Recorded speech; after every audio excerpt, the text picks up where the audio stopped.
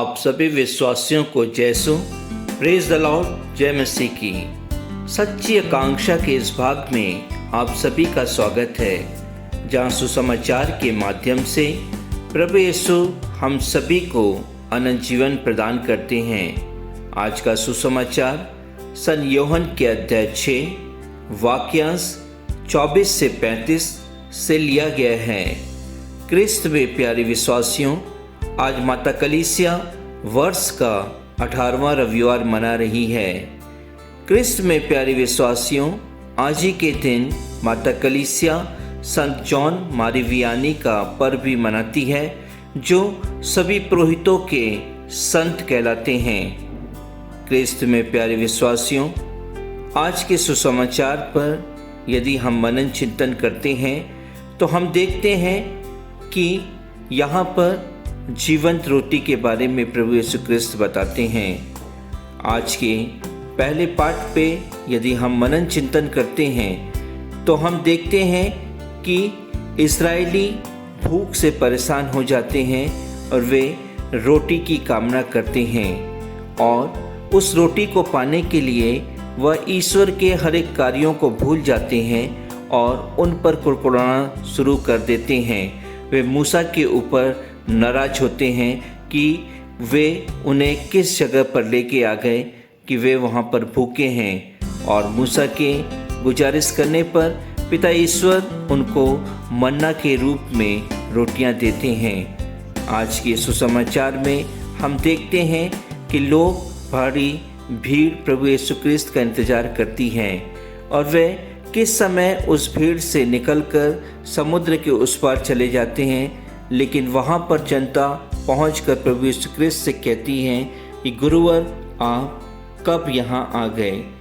इस पर प्रभु यीशु क्रिस्त भी उन सभी लोगों से कहते हैं कि तुम लोग मेरे वचनों के लिए भूखे नहीं हो, बल्कि तुम मेरे पास रोटी की कामना के लिए, अपनी भूख को मिटाने के लिए यहाँ पर आए हो। प्रभु यीशु क्रिस्त उन सभी से कहते हैं कि तुम सभी नश्वर भोजन के लिए यहाँ पर आए हो, लेकिन मैं तुम्हें नश्वर भोजन की खोज नहीं कराना चाहता हूँ, मैं तुम्हें जीवंत रोटी देना चाहता हूँ। क्रिस्त में प्यारे भाई और बहनों, प्रभु यीशु क्रिस्त ने यह भी कहा, जिसे मानव पुत्र ने भेजा है वही रोटी मैं तुम्हें देना चाहता हूँ। प्रभु यीशु क्रिस्त को पिता ईश्वर ने एक रोटी के रूप में इस संसार में भेजा है, और उस रोटी को प्रभु यीशु क्रिस्त ने हम सभी के लिए अपने प्राणों को देकर समर्पित किया, और हर एक मिस्सा बलिदान में उसी रोटी को हम प्रभु यीशु क्रिस्त के शरीर के रूप में ग्रहण करते हैं। प्रभु यीशु क्रिस्त हम सभी को यह बताना चाहते हैं कि मैं वह रोटी हूँ कि जो मेरे पास आता है उसे कभी भूख नहीं लगती है, और जो मुझ पर विश्वास करता है उसे कभी प्यास नहीं लगती है। क्रिस्त में प्यारे भाई और बहनों, यदि किसी मनुष्य को अगर कैंसर जैसी बड़ी बीमारी हो जाती है तो वह डॉक्टर के पास जाता है।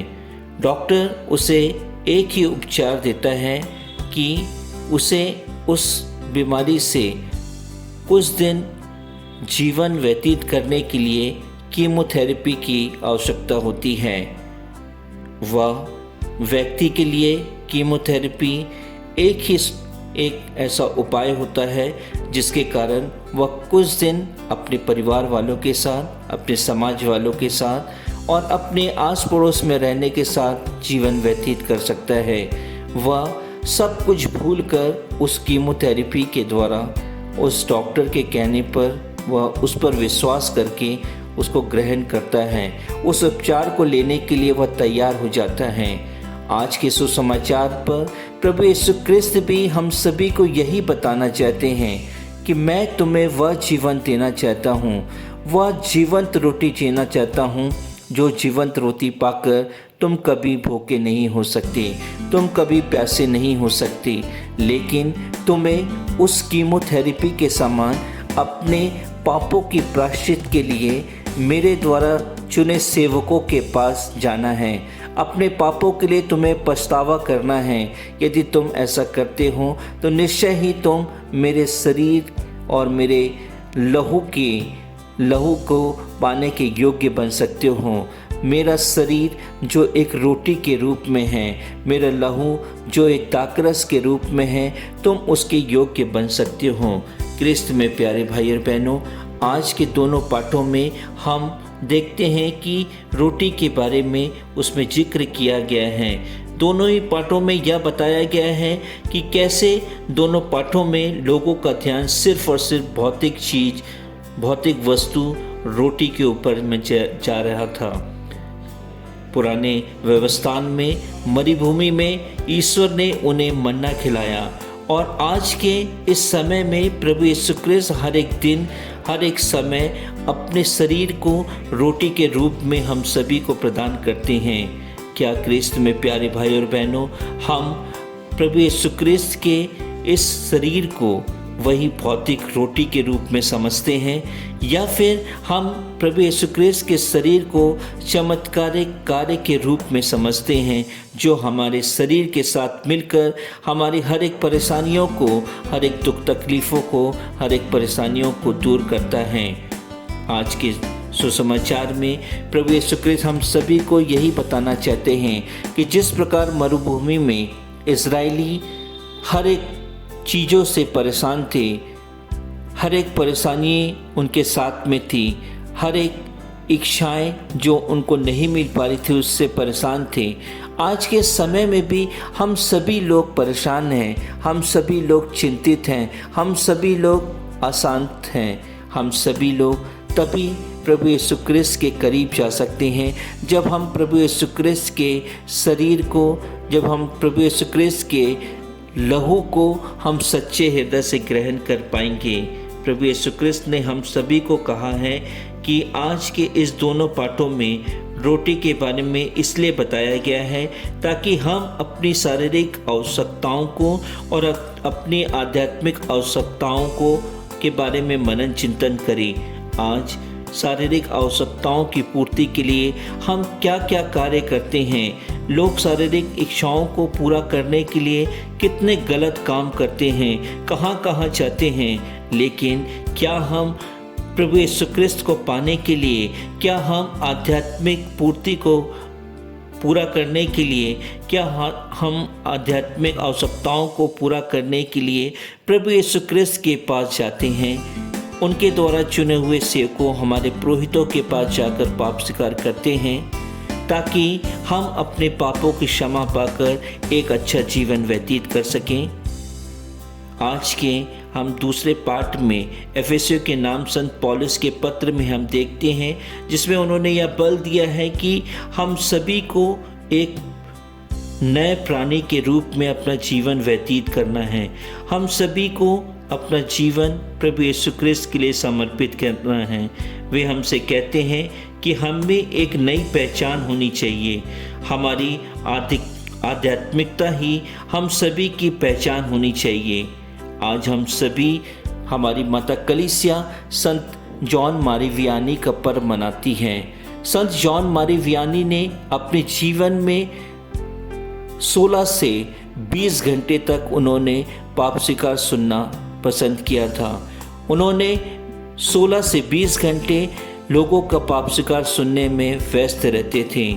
आज हम सभी लोग संत मारी वियानी के माध्यम द्वारा अपने सभी पुरोहितों के लिए प्रार्थना करें, चाहे वह छोटे पुरोहित हों या बड़े पुरोहित हों, क्योंकि यदि इस संसार में कोई पुरोहित बना है तो वह ईश्वर के द्वारा चुना गया है। ईश्वर की हर एक शक्तियों के लिए उन्हें चुना गया है। वे ईश्वर के नाम से चुने जाते हैं और हम सभी को वही शांति प्रदान करते हैं हर एक मिस्सा बलिदान के दौरान, कि जिस प्रकार प्रभु यीशु क्रिस्त ने कहा, मैं अपनी शांति तुम्हारे लिए छोड़ जाता हूँ, अपनी शांति तुम्हें प्रदान करता हूँ। वही शब्द हमारे लिए हर एक दिन हमारे पुरोहित लोग कहते हैं और अपनी शांति वह हम सभी को प्रदान करते हैं। पुरोहित हम सभी से पाप स्वीकार के दौरान यह कहते हैं कि मैं पिता के नाम से तुम्हें क्षमा नहीं करता हूँ, बल्कि हम सभी को यह कहते हैं कि मैं तुम्हें तुम्हारे पापों के लिए क्षमा देता हूँ।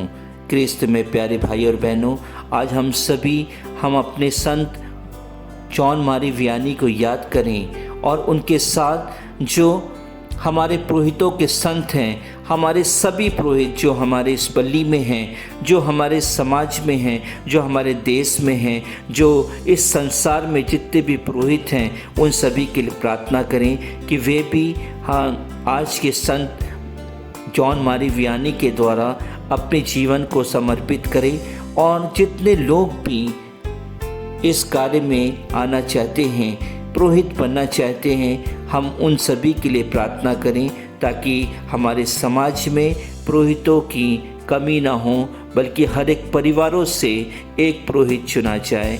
आमीन। दिल में तू आजा प्रभु, दिल में तू बस जा प्रभु, जीवन की रोटी भक्तों की शक्ति, दिल में तू आजा प्रभु, दिल में तू आजा प्रभु, दिल में तू बस जा प्रभु, जीवन की रोटी भक्तों की शक्ति, दिल में तू आजा प्रभु।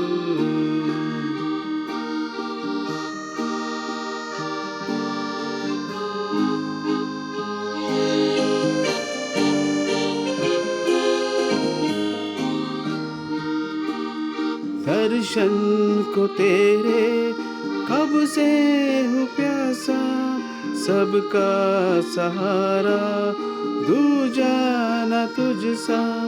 दर्शन को तेरे कब से हूँ प्यासा, सबका सहारा दूजा न तुझसा।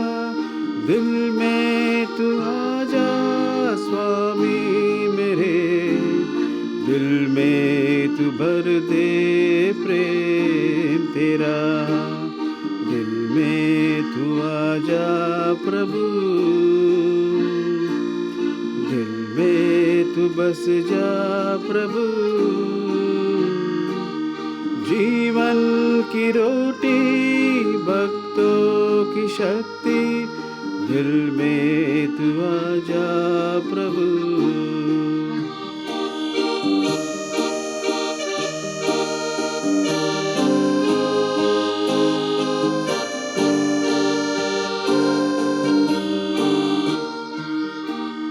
दिल में है छाया कितना अंधेरा, सबका मसीहा तू ही उजियारा। दिल में है छाया कितना अंधेरा, सबका मसीहा तू ही उजियारा। जीवन की ज्योति तू है प्रभु, दिल में तू ज्योति जला, दिल में तू आजा प्रभु, दिल में तू बस जा प्रभु, जीवन की रोटी भक्तों की शक्ति, दिल में तू आजा प्रभु।